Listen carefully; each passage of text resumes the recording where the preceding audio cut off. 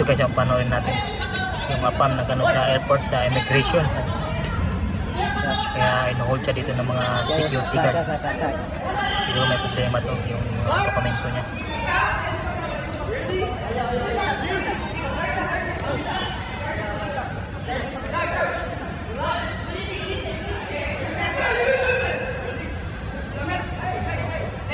Parang hindi ako nagkaintindihan na.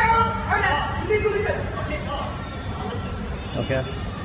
What is going on?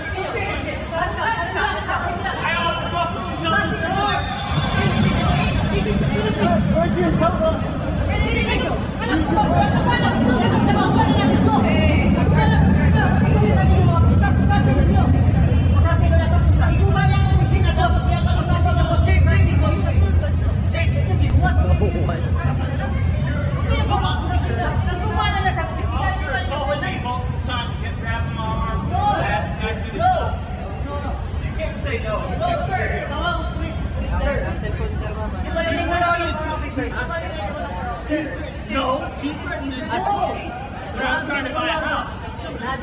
You're trying to rob me of all my money.